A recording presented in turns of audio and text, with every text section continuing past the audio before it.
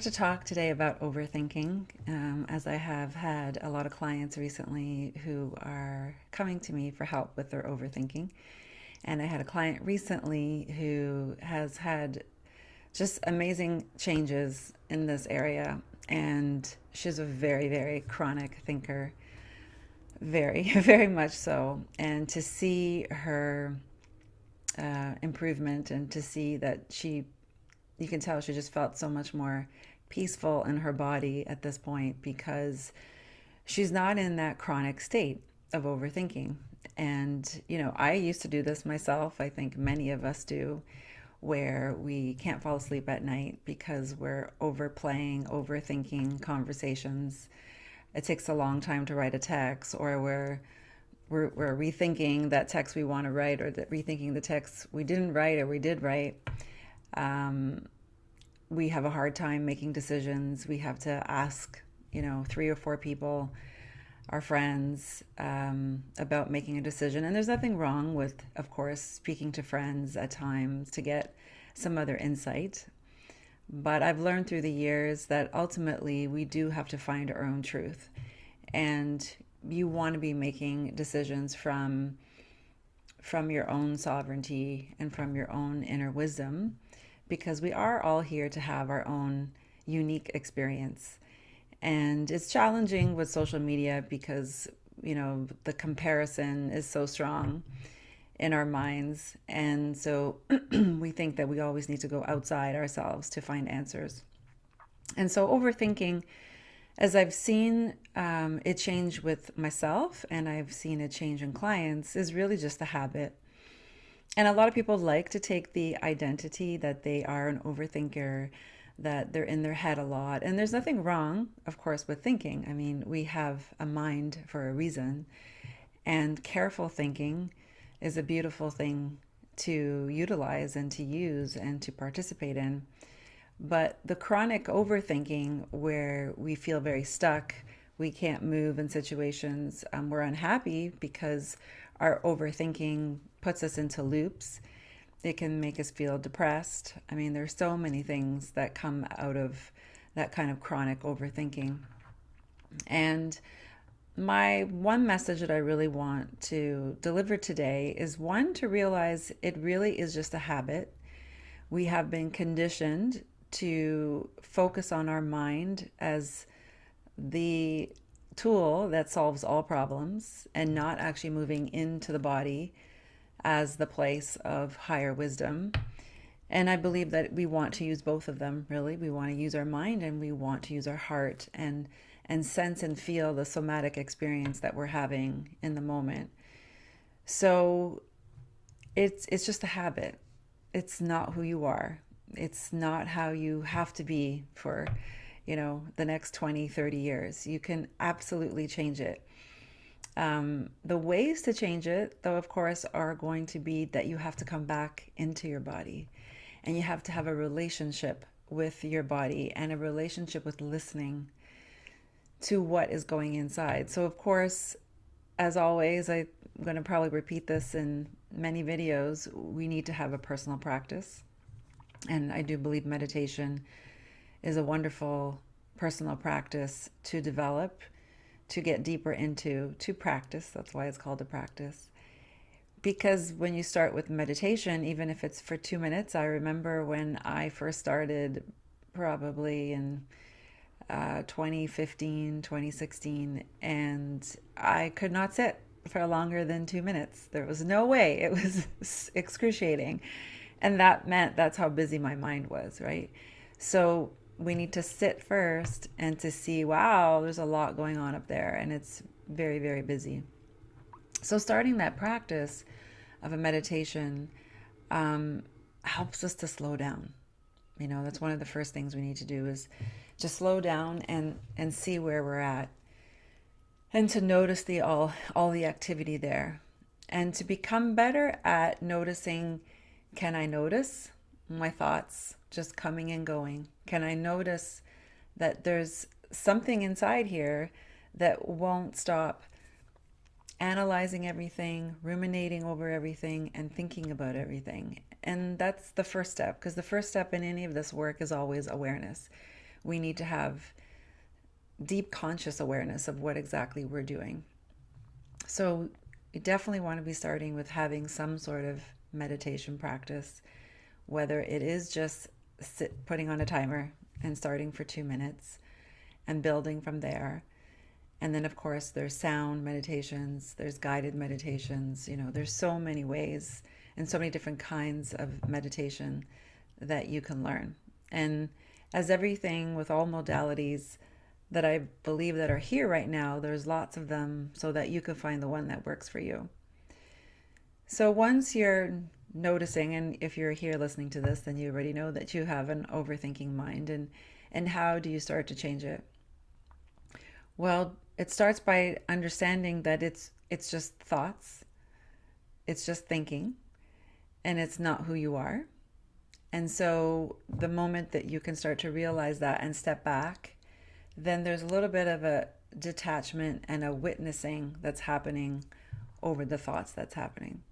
And then from there, we want to move into having more of a sense feeling of what's happening in the body.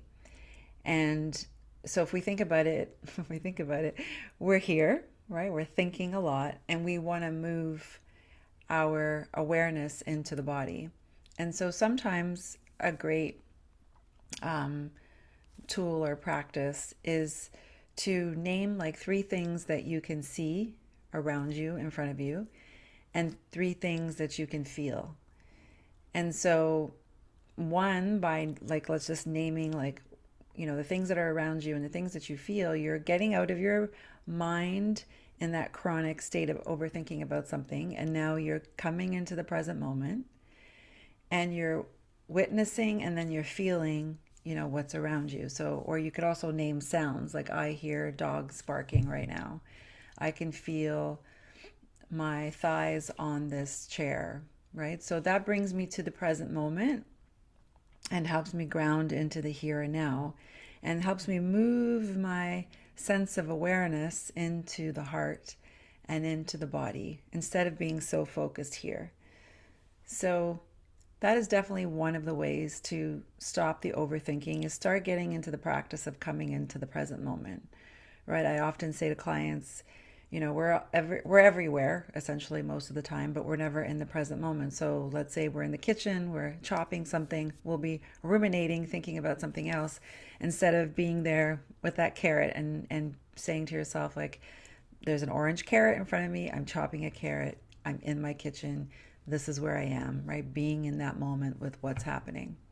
So those are the initial steps of how to start to bring awareness and understanding of how you're really so much operating from this part of the whole vessel, and not in like the full sense of your body embodying that moment and being in that moment. So it helps to become in the present moment. It helps to start to just name the things that are around you so that it brings you to the present moment. And then also what helps is, of course, journaling is a great tool. And journaling is a great tool because it allows you to, let's say, kind of dump that stream of consciousness that you are very focused on and that you are ruminating over. And it allows you to put it somewhere instead of it being in those loops in the mind. So journaling, of course, is a great tool. And then from there is every day to start to bring some awareness and conscious intention to wanting to stay present through the day. And I remember the first time that this concept was given to me, it like made logical sense, but I remember leaving the call feeling super like lost, like I just didn't get it, and the truth is I wasn't embodying it, and that's why I didn't get it. I could understand what the person was telling me, that I needed to be more in the present moment. But if you're in the present moment, you actually don't ruminate over anything because you're just here in that moment, taking it all in and being really present with everything that's around you. So staying in the present moment is very important to get out of the habit of being a chronic overthinker. And I think it's also important to channel energy into other things. So what I saw in this one client is that um, she was also ruminating over a lot of things and overthinking everything because one, she had an identity attached to that's who she was. And two, she didn't have a lot of other things happening in her life at that time. So, not working, not having any other projects or things to put her attention and awareness to. So, all that could happen was her worrying about her problems. So it's also important to find things that you're excited about. Find things that give you joy.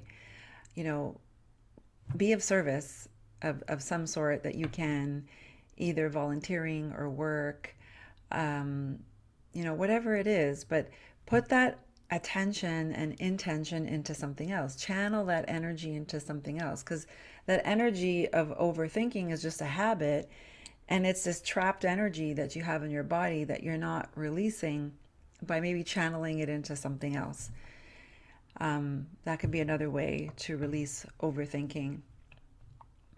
And the funny thing about overthinking is, from a certain standpoint, you have to understand from your mind that it's just an energy, and it's just a habit of being focused on the mind all the time.